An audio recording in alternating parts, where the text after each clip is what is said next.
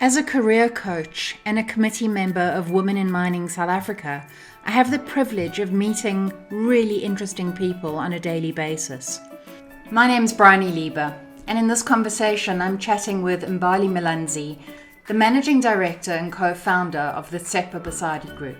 If the one piece of advice perhaps for your younger self would have been to take a longer term view and be curious now about what I need to know for the future, what would some other pieces of advice be for your younger self in your career? I think it would be more curious, ask more questions. Don't be too caught up in the rat race, the next position, the next, make the most of where you are and learn as much as you can where you are. So be more present in the position that you're in as opposed to constantly looking for the next thing. And there's kind of a Yes. duality in that because you need to think about where you want to go next so that you can prepare for that now, but at the same time, optimize on where you are now so that you can extract as much as you possibly can in terms of learning from where you are now, but also invest as much as you can in terms of showing up where you are now. Certainly. I think for me, what I've come to learn is that I learn best from people.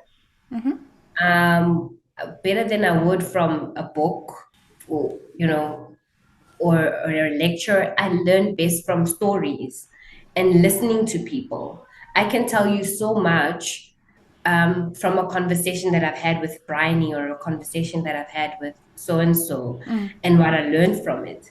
And I think that realization has really opened my eyes to the fact that had I what I would have done in the past or what I would have done better in the past was to actually spend more time listening to people.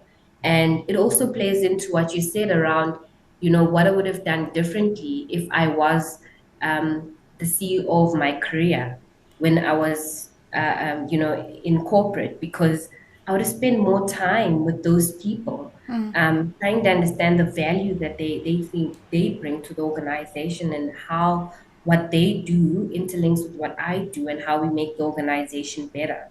Um, but honestly, having authentic conversations with people and not trying to reach a final outcome, which is I just want to get my project done and that's it.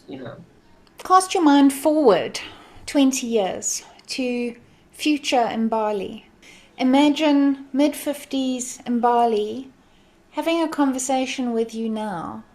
What do you think her advice for you would be as you stand today in your business, in the way that you're showing up, in the way that you are doing things?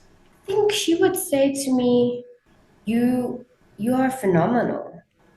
Oh, I Um, like that. you know, um, you're doing a great job. Um, don't be so hard on yourself. You're growing.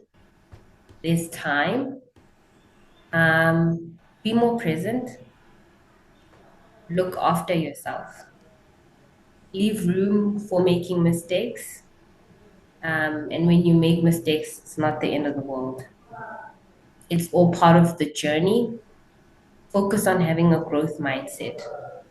And now I think she would say, remember what's most important. Remember why you're doing what you're doing.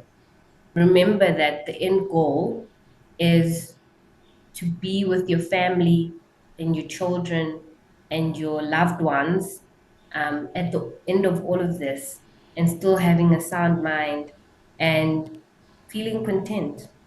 I think what she would say regarding, in the business, how I show up is that remember that I don't know how to say this actually. Close your mind, close your eyes, and imagine her. Yeah.